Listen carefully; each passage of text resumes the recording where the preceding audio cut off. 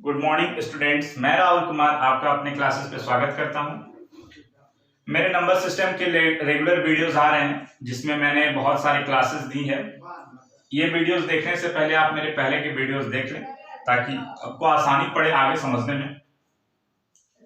ठीक है, चलिए हम आगे बढ़ते हैं अपने मल्टीप्लिकेशन की ओर। मैंने मल्टीप्लिकेशन पे बहुत सारा रूल दे रखा है, आप उसको याद नहीं करें, आप बस उस पे क्वेश्चन को सॉल्व करें, उस पे अपने अपने आप उसको समझ जाइएगा।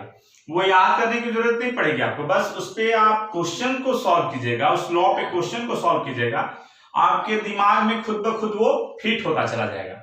ये मत सोचिए कि हमको उसको रटने की जरूरत है, नहीं, वो एकदम इजी है, कोई पेचीदा नहीं है, एकदम बहुत इजी है। आप विश्वास करें मेरा, बस आप उस पे क्वेश्चंस बनाएं, खुद से एग्जांपल जनरेट करें या बुक से एग्जांपल जनरेट करें, आपका कॉन्सेप्ट खुद ब खुद क्लियर होता चला जाएगा। मल्टीप्लिकेशन में बस कुछ बचे हुए हैं, एक दो रूल, वो मैं आज करा देता हूं। और जैसे कि मैं आपको कुछ बताता हूं कि मैंने अपने नंबर सिस्टम के वीडियोस में एक दो छोड़ा है, जैसे एडिशन छोड़ा है, सब्सट्रैक्शन छोड़ा है। तो एडिशन और सब्सट्रैक्शन में मुझे नहीं लगता कि हम कंपटीशन की तैयारी कर रहे हैं तो हमको एडिशन और सब्सट्रैक्शन पे कुछ बताने की जरूरत है आप लोगों को, क्योंकि एडिशन और सब्सट्रैक्शन कोई बड़ी बात नहीं है। अगर इस पे कुछ रूल दिया जाए, इस पे कुछ नियम दिए जाए, तो आप पे वो एक प्रकार का बोझ होगा जिसको आप ढो नहीं पाएंगे। तो आप मल्टीप्लिकेशन के रूल इसलिए मैंने दिए क्योंकि इस मल्टीप्लिकेशन में बहुत ज्यादा क्वेश्चंस आते हैं, एडिशन में बहुत ज्यादा कोई क्वेश्चन नहीं होते हैं, सब्सट्रैक्शन पे कोई बहुत ज्यादा क्वेश्चंस नहीं होते हैं। तो चलिए ये जो मल्टीप्लिकेशन में मेरा एक दो रूल बचा है उसको देखते हैं, फिर आगे आज हम चलेंगे, कुछ मिसलेनियस क्वेश्चंस कराऊंगा आपसे एसएससी का, और उसके बाद हमारे डिवीजन की ओर आगे बढ़ेंगे। तो आइए हम देखते हैं मल्टीप्लिकेशन के कुछ रूल। जैसे होल में A whole B by C into D whole E by F, इस टाइप का अगर मल्टीप्लिकेशन आए, फ्रैक्शन मिक्स फ्रैक्शन का मल्टीप्लिकेशन आए, तो इसमें कुछ करने की जरूरत नहीं है हमको। हम इसमें करेंगे क्या कि a से d को मल्टीप्लाई करेंगे और a से e बाई f को मल्टीप्लाई करेंगे, ठीक है, और एक बार b से d को मल्टीप्लाई करेंगे, b बाई c से, एक बार b बाई c से e बाई f को मल्टीप्लाई करेंगे, और यही रूल है। तो देखिए कैसे करते हैं, a into D plus a into E by F plus b by c into e by F into B by C into D, ठीक है। आप इसको पहले लिखो या इसको लिखो, ये पहले लिखा था, सॉरी थोड़ा सा मेरे से मिस्टेक हो गई, इसको मैं बाद में लिख दिया, उससे कोई दिक्कत नहीं है। और ये जो है मेरा मल्टीप्लिकेशन का रूल है मिक्स्ड फ्रैक्शन का। इस पे अगर हम कोई क्वेश्चन करते हैं तो देखिए कैसे करते हैं। जैसे हम एक ए पे लिए 2 होल 4 बाई 3, ठीक है, और डी पे लिए हम मान लीजिए हम डी पे लिए 6 होल 1 बाई 2, 6 होल 1 बाई 2 या 6 होल 3 बाई 2, जो आपको मन करे वो लीजिए। तो मैं अपने मन से ये क्वेश्चन लिया हूं, तो हम देखिए इसको कैसे सॉल्व करना है। इसको इससे मल्टीप्लाई करना है 2 इंटू 6 प्लस, फिर इसको इससे मल्टीप्लाई करना है 2 इंटू 1 बाई 2 प्लस, अब इसको इससे मल्टीप्लाई करना है 4 बाई 3 इंटू 6, अब इसको इससे मल्टीप्लाई करना है प्लस 4 बाई 3 इंटू 1 बाई 2। ये कितना हो गया, 12 हो गया।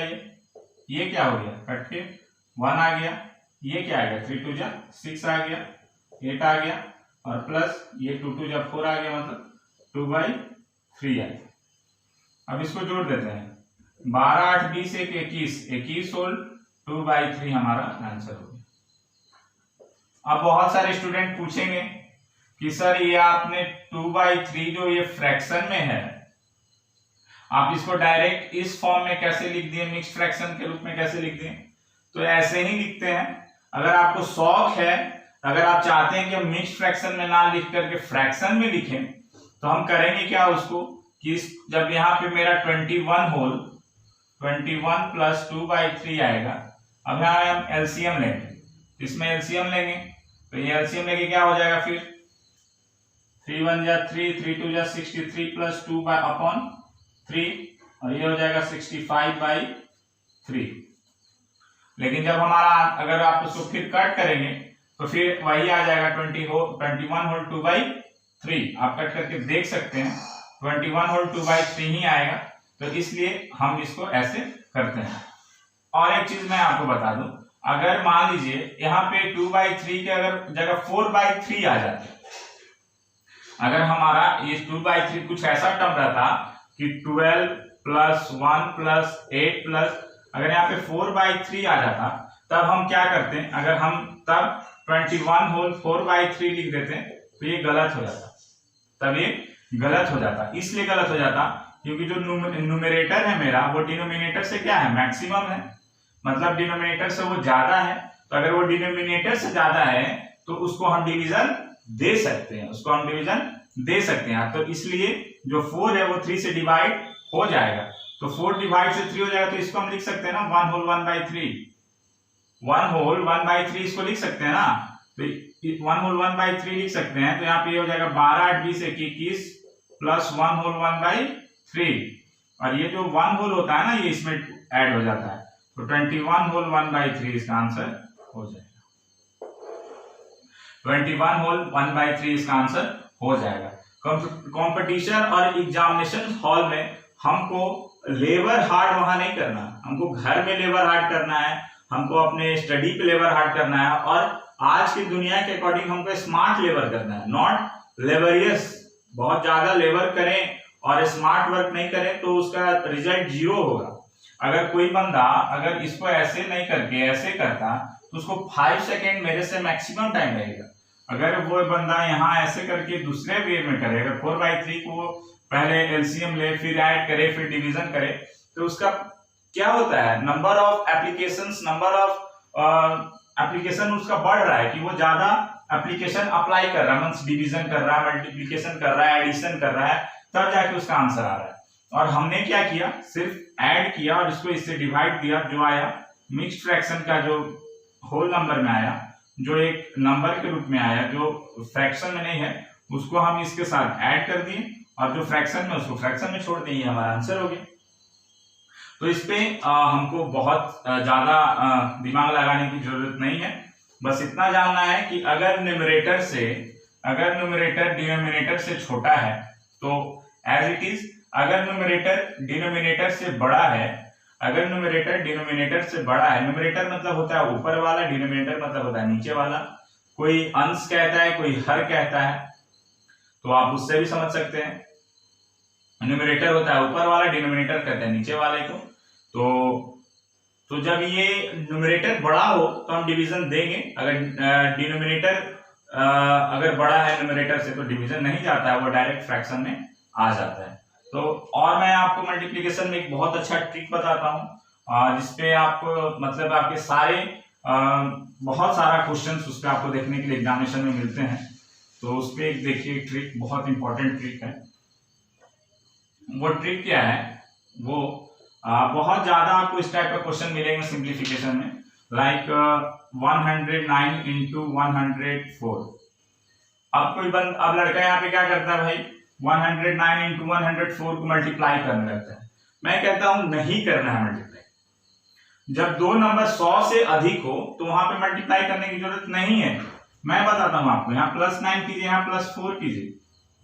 100 से ये ज्यादा है 4, ये 100 से 9 ज्यादा है, कुछ नहीं करना है, इसको ऐड कर देना है। तो 9 4 13 113 हो गई, और इन दोनों को मल्टीप्लाई कर देना है, तो 9 चौक 36। ये मेरा मल्टीप्लिकेशन का आंसर आ गया। So easy. आगे देखिए और एक क्वेश्चन इस पे, मान लीजिए अगर यहाँ पे दे दे 112 इंटू 106, ये 100 से कितना ज्यादा है, 12 ज्यादा है, ये 100 से कितना ज्यादा है, 6 ज्यादा है। 12 में 6 जोड़ देंगे तो 12 6 18, 118, और इन दोनों को मल्टीप्लाई करेंगे, बर्छक 72। तो मेरा आंसर हो गया 11872। कोई लड़का पूछता है कि अगर यहाँ 3 डिजिट आ जाए तो 3 डिजिट लिख देंगे, 4 डिजिट आ जाए तो 4 डिजिट। मान लीजिए यहाँ पे 72 की जगह मान लीजिए यहाँ पे कोई ऐसा टर्म रहता है कि ये 3 डिजिट में आ जाता है। मान लीजिए अगर यहाँ पे 20 हो जाता, 12 की जगह हम 20 ले लेते तो 120 हो जाता, हम तो 120 लिख देते हैं। वो नहीं करना है, कैरी वैरी नहीं करना है। अगर 3 डिजिट में आ जाए, अगर आप सोच रहे हैं कि 3 डिजिट में आ गए तो कैरी करेंगे, तो नहीं, कैरी नहीं करना है। एक वो भी एग्जांपल देख लीजिए, 120 इंटू 106, ये सिर्फ उसी के लिए एप्लीकेबल है जब 100 प्लस में हमारा 100 से ऊपर हो हमारा टर्म। तो मान लीजिए 120 कितना अधिक है, 100 से 20 अधिक है, 106 से कितना अधिक है, तो प्लस 6 अधिक है। तो इसमें क्या करेंगे, 120 में 6 जोड़ देंगे, 126, और 20 छक्का क्या होता है 120, 120, ये हमारा आंसर होगा। ठीक है, तो कुछ करने की जरूरत नहीं है, बस यही है, और यही मल्टीप्लिकेशन के रूल थे जो खत्म हो गए। आइए इस पे कुछ मैं आपको क्वेश्चंस कराता हूं। एसएससी सीपीओ का एक क्वेश्चन है, बहुत अच्छा क्वेश्चन है।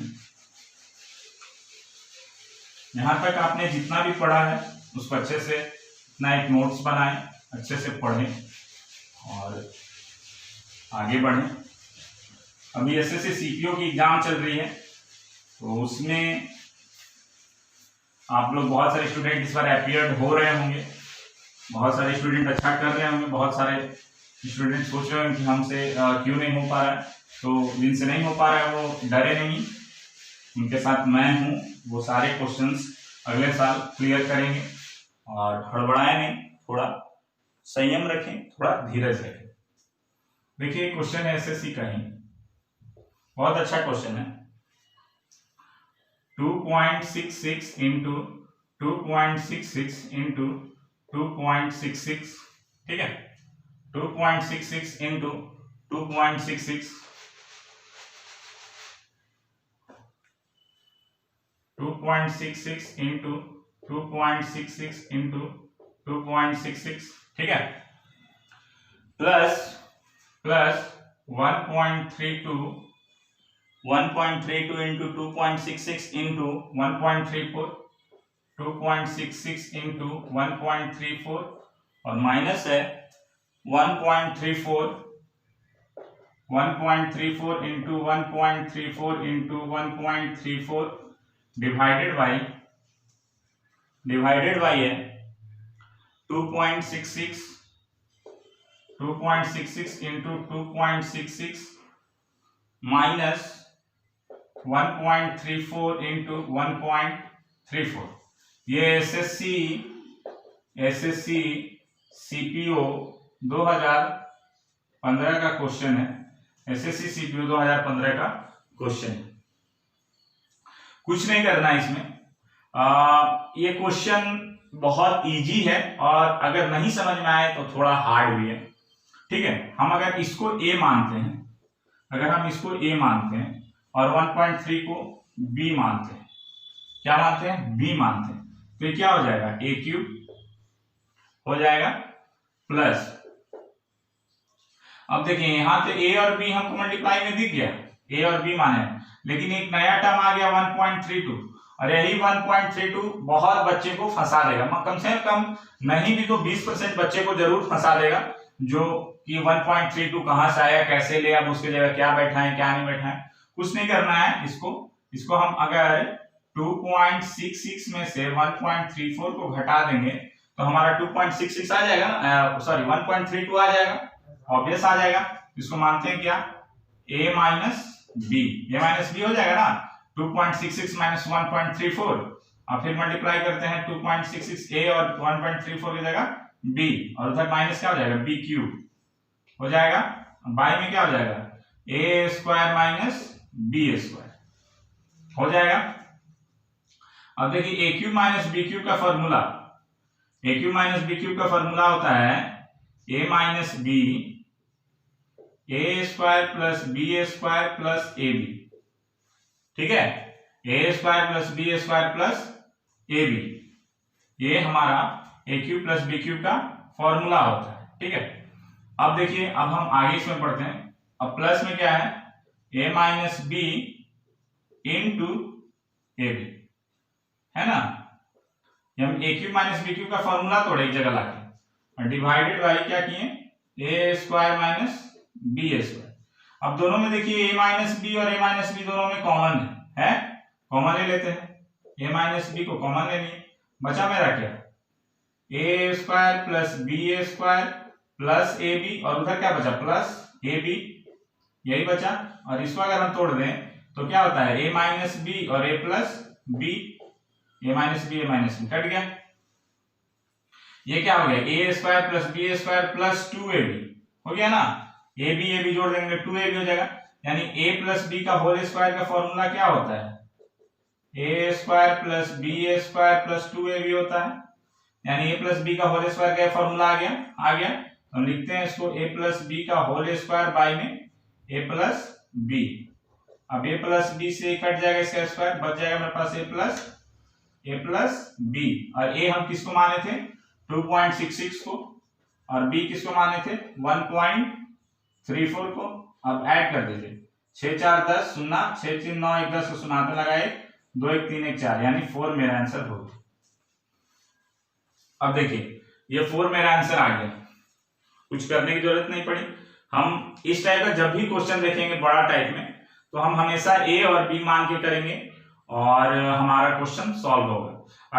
अगर इसको स्क्वायर बैठाते जाओगे ना हर जगह, तो आप सोचो कि अगर आप इसको ही लेके चलते हो, मतलब मान लो 2.66 का क्यूब लिखे, फिर ए डी के जगह 1.34 का क्यूब लिखे, तो आपको लिखने में एक ए लिखने में, और आप लिख रहे हो 3 डिजिट और एक बार लिख रहे हो 1 डिजिट, तो आप जितना ए लिखने में समय लग रहा है उसका 3 गुना समय आपको लगेगा 2.66 मतलब 3 डिजिट लिखने में। ए लिखने में 1 सेकेंड लग रहा है आपको मान लेते हैं, तो 3 डिजिट लिखने में 3 सेकेंड लगेगा। तो कम से कम अगर ये 10 सेकंड में क्वेश्चन बनता है तो आप इसको 30 सेकंड में बनाएंगे। और इस टाइप में लिखने में थोड़ा दिमाग में एक प्रेशर पड़ता है कि 2.6 लिखे हैं कि 1.34 लिखे हैं कि क्या लिखे हैं, तो एक प्रेशर से हमको वहां बचना है एग्जामिनेशन हॉल में। इसलिए ए और बी हम ज्यादातर रिलेट करके क्वेश्चन को बनाते हैं और हमारा सारा क्वेश्चन बनता है। तो आज मैं आपको मल्टीप्लीकेशन का खत्म कर दिया, रेकरिंग खत्म किया हूं, मल्टीप्लिकेशन खत्म किया हूं, बहुत सारे क्वेश्चंस पे आपको ट्रिक भी दिया हूं। तो आप यही समझ लीजिए कि मैंने फ्रैक्शन में भी प्लस माइनस वाला में भी आपको बहुत सारा ट्रिक दिया हूं, 2-3 ट्रिक दिया हूं उस पे भी, तो उस पे बहुत सारे क्वेश्चंस आपको देखने के लिए मिलेंगे। तो जो मैं अभी नंबर सिस्टम पढ़ा रहा हूं आप लोगों को, बाय द वे ये नंबर सिस्टम 2 पार्ट होता है। देखिए आप लोग कंफ्यूज मत होइएगा, मैं नंबर सिस्टम को 2 पार्ट में डिवाइड करता हूं। एक पार्ट जो होता है नंबर सिस्टम में, एक पार्ट जो मैं लेता हूं वो होता है सिंप्लीफिकेशन, सिंप्लीफाई, ठीक है, जिसमें अभी मैं आपको करा रहा हूं मल्टीप्लीकेशन है, डिवीजन पढ़ाऊंगा, सब्सट्रैक्शन तो आप कर ही सकते हैं, एडिशन कर ही सकते हैं, क्योंकि सब्सट्रैक्शन और एडिशन अगर हम जैसे कॉम्पिटिटिव बच्चे अगर पढ़ने लगे, आप जैसे कॉम्पिटिटिव बच्चे पढ़ने लगे, तो हो गई कंपटीशन। तो आप एडिशन और सब्सट्रैक्शन सब जानते हैं, मल्टीप्लिकेशन भी सब जानते हैं, लेकिन कुछ कुछ मल्टीप्लिकेशन पे रूल जो है वो बहुत इंपॉर्टेंट होते हैं एग्जामिनेशन व्यू के अकॉर्डिंग। तो सिंप्लीफाई में अभी करा रहा हूं, और एक नंबर सिस्टम खुद एक चैप्टर है, जो सेकेंड चैप्टर होगा हमारा वो नंबर सिस्टम होगा। इन दोनों चैप्टर को मैं नंबर सिस्टम के साथ ही पढ़ा रहा हूं, ठीक है, ये दोनों चैप्टर को मैं नंबर सिस्टम के साथ ही पढ़ा रहा हूं, और इसमें रेगुलर वीडियोस आती रहेंगी जब तक मैं पूरा नंबर सिस्टम खत्म नहीं कर दूंगा। ये नंबर सिस्टम के पार्ट बाय पार्ट ही आएंगी। जब हम नंबर सिस्टम पढ़ने लगेंगे तो बाइनरी और डेसिमल नंबर पढ़ेंगे, तब वहां पे आप समझ जाएंगे कि हम नंबर सिस्टम में आ गए। और उससे पहले अभी मैं आपको सिंप्लीफिकेशन करा रहा हूँ, जो नंबर सिस्टम का ही पार्ट है, और मैं नंबर सिस्टम में इसको पढ़ा रहा हूँ, ठीक है। तो आप इसको पढ़ें, अच्छे से समझें, मेरे चैनल को सब्सक्राइब करें, लाइक करें और कमेंट करें, शेयर करें, और मुझे प्रोत्साहित करें कि मैं और अच्छे आप लोगों को पढ़ाऊं और अच्छे से पढ़ाऊं। और किसी को घबराने की जरूरत नहीं है, देर आए दुरुस्त आए। एक वादा है आपसे मेरा कि मैं आपको जैसे पढ़ा रहा हूं आप वैसे पढ़ो। आप 6 महीनों में आप खुद को अपने आप एक स्टेबल स्टूडेंट के रूप में जानोगे और खुद को एक स्टेबल स्टूडेंट के रूप में पाओगे। मैं नंबर सिस्टम मैथ्स का 2 चैप्टर कराने के बाद, सिंप्लीफाई और नंबर सिस्टम कराने के बाद, मैं आपको जीएस की वीडियोस दूंगा, जिसमें पहला चैप्टर मेरा आएगा हिस्ट्री से, जिसमें एंशिएंट हिस्ट्री पूरा खत्म करूंगा। अब जो मेरी वीडियोस आएगी वो तीन वीडियोस पर डे आएंगी, आगे से 3 वीडियोस पर डे आएगी, जिसमें अभी एनटीपीसी को देखते हुए मैं जीएस में साइंस थोड़ा ज्यादा पढ़ाना चाहता हूं, क्योंकि साइंस बहुत बड़ा विटल रोल प्ले करेगा उन विद्यार्थियों के लिए जो एनटीपीसी की तैयारी कर रहे हैं, क्योंकि मैथ्स मैं पढ़ा ही रहा हूं और मैं रीजनिंग पढ़ाऊंगा ही, और साइंस जीएस में साइंस बहुत बड़ा रोल प्ले करता है, क्योंकि जिसको साइंस में ज्यादा ना तो क्वेश्चन हार्ड पूछे जाते हैं और ना ही क्वेश्चन इजी पूछा है, तो एवरेज क्वेश्चंस रहते हैं। और मैं आपको बहुत अच्छे से पढ़ाऊंगा फिजिक्स, केमिस्ट्री और biology, light chapter, motion, friction, gravitation, ये सब मैं आपको ऐसे पढ़ाऊंगा कि आप जीवन भर उस चीज को याद रखोगे, आप कभी भूलोगे नहीं। और मेरे मैथमेटिक्स भी आपको बहुत अच्छे लगेंगे, मेरे जीएस के क्लासेस भी आपको बहुत अच्छी लगेंगी और रीजनिंग भी बहुत अच्छा लगेगा। सो आपको ऑल इन ऑल यही मिल जाएगा। और मैं आपको अब का कंपटीशन और पहले के कंपटीशन में अंतर आ गया। अब कंपटीशन है कि आपको सब सब्जेक्ट में स्ट्रांग होना होगा, और पहले का कंपटीशन था कि किसी एक सब्जेक्ट को भी हम स्ट्रांग करते थे तो हमारा कंपटीशन निकल जाता था। लेकिन अब जो वेटेज हो गया क्वेश्चंस का वो बराबर बराबर कर दिया, एसएससी बराबर कर दिया है। रेलवे में देखिए तो मैथ्स का वेटेज ज्यादा है, जीएस का भी वेटेज है, रीजनिंग का भी वेटेज है, साइंस का भी वेटेज है। तो आप किसी भी पार्ट को छोड़ के आप अलग से सोचे कि हम साइंस का 20 क्वेश्चन छोड़ दें और उधर निकल जाए, तो आप गलत सोच रहे हैं, फिर उधर निकलना आपको मुश्किल हो जाएगा। अगर कोई बंदा सोचे कि हम मैथ्स का 30 क्वेश्चन छोड़ दें और इधर बना दें, तो नहीं, ये संभव के समान है। तो अब आपको हर क्लास, हर सब्जेक्ट को स्ट्रॉन्ग वे में देखना होगा, तभी आप जाके कंपटीशन क्लैरिफाई कर पाएंगे। और मेरे साथ आप पढ़ें, मैं आपको वादा करता हूं कि आपके सारे सब्जेक्ट, सारे डाउट क्लियर होंगे, आप सारे क्वेश्चंस बनाओगे। क्योंकि कहा जाता है कि बहुत सारे विद्वानों ने कहा है कि बड़े से बड़े मंजिल का भी स्तर बेस मजबूत होना चाहिए, तभी वो बड़ा से बड़ा मंजिल टिक पाता है। तो मैं बेस आपका इतना मजबूत कर दूंगा, मैं बेसिक चीज आपको इतना दूंगा कि आप हाई ऑर्डर थिंकिंग क्वेश्चन भी इस बोर्ड पे मैं आपको बना के दिखाऊंगा, वो बेसिक फॉर्मूला से, वो बेसिक कॉन्सेप्ट से जो मैं आपको दूंगा। सो धन्यवाद। और आगे जो वीडियोस नंबर सिस्टम आएंगी उसमें मैं डिवीजन कराऊंगा, और आप लोग मेरे चैनल को सब्सक्राइब करें और मुझे अपना प्यार दें। धन्यवाद।